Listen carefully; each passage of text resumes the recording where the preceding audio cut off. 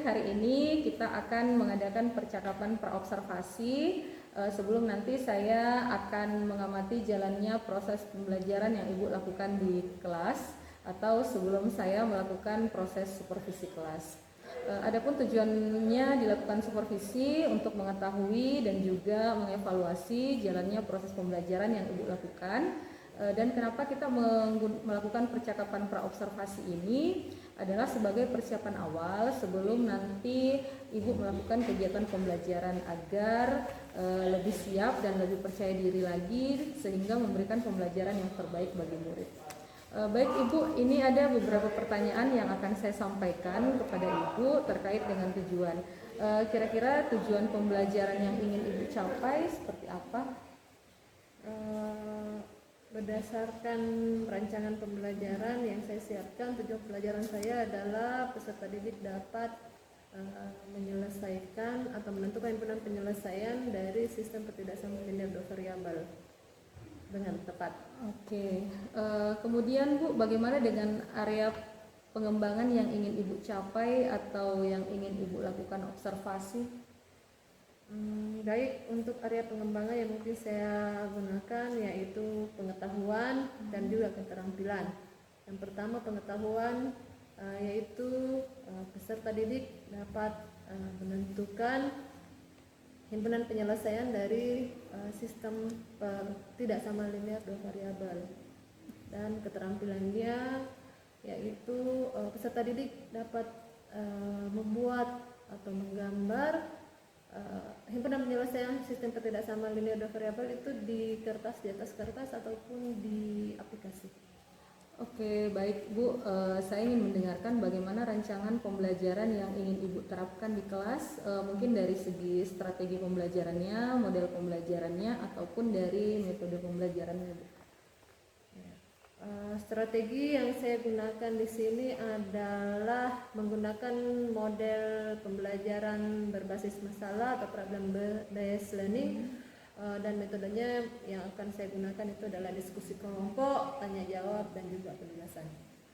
Oke, baik Bu. Jadi yang akan Ibu terapkan di sini adalah model pembelajaran problem based learning ya Bu, atau PBL, dan juga metode pembelajaran diskusi kelompok, kemudian penugasan dan juga tanya jawab. Nah, bagaimana dengan media yang akan Ibu gunakan di dalam kelas? Ya, saya akan menggunakan media berupa video pembelajaran, kemudian saya juga akan berikan LKPD kepada peserta didik, dan juga slide PPT. Oke, baik Bu. Kemudian kegiatan pembelajaran tersebut di hari apa, di kelas berapa, dan jam keberapa Bu? Saya ada jam di kelas 11 besok yang pertama, jadi jam 6.30. Oke, baik Bu.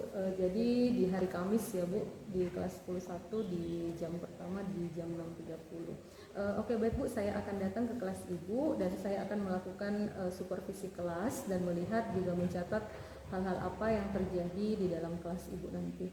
Nah, setelah Ibu melakukan kegiatan observasi atau pembelajaran di dalam kelas, nanti kita akan adakan percakapan terakhir Bu, yaitu percakapan pasca observasi yang nanti juga akan didampingi oleh pengajar praktik. Sebelum kita akhiri, kira-kira apa yang Ibu dapatkan dari hasil percakapan kita hari ini? Saya mendapatkan gambaran seperti apa media yang akan saya gunakan nanti, kemudian LKPD seperti apa juga yang akan saya persiapkan, dan dari sekarang mungkin saya memiliki gambaran dari percakapan yang kita lakukan pada hari ini. Oke, baik Bu Pi, terima kasih atas waktunya sudah bersedia berbincang dengan saya di percakapan praobservasi ini. Sampai ketemu di kegiatan observasi di hari Kamis. Terima kasih Bu Upi, sampai ketemu nanti lagi di kegiatan observasi dan sama-sama. Assalamualaikum Bu Upi. Waalaikumsalam. Stand up, please. Let's greet to our teacher. Assalamualaikum warahmatullahi wabarakatuh. Sit down, please.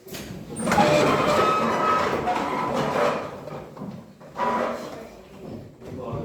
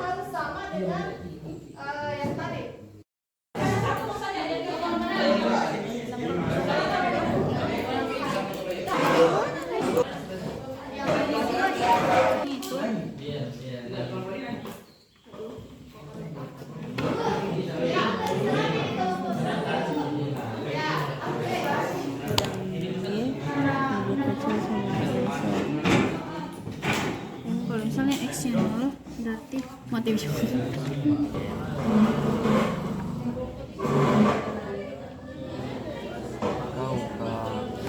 Masyaallah Fadila Fandi. Panjang aku kuku. Harjo mapi kuku. Cari kemana? Apa? HP-nya di dalam handphone am. Iya, tambah X tambah 2Y dari besar. Tambah 2Y lebih besar dari Vincent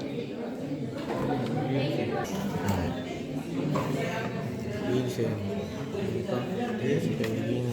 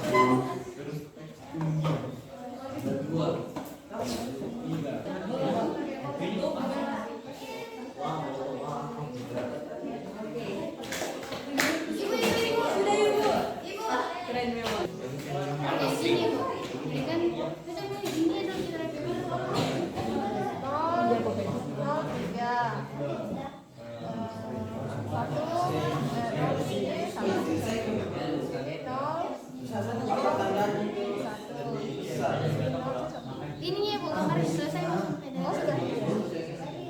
Jadi kan 3,6 ini Bu, 0,3. Sini Bu, ini yang sudah bagus ya. Yang ke atas. Setiap kelompok berdiri dan selesai dengan PPT.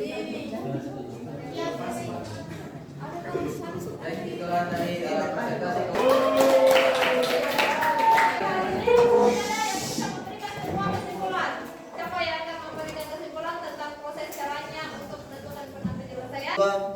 dua titiknya, kita harus uji dulu itu titiknya apakah benar atau salah, supaya kita nanti cara kita menafsir nanti kita tidak salah tafsir apabila tafsirnya ke atas atau ke bawah.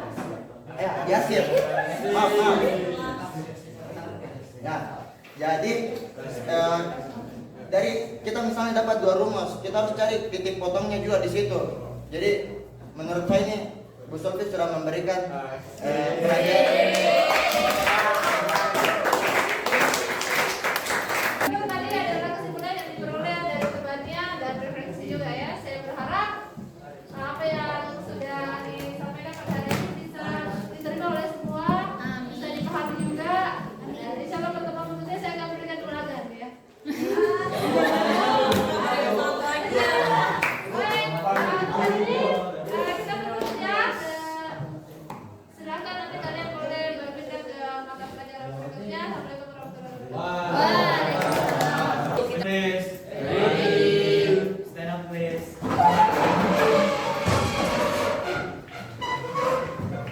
Say thank you to our teacher. Thank you, ma'am. Sit down, please. After we have our class, let's pray to our God. May begin. Pray finish.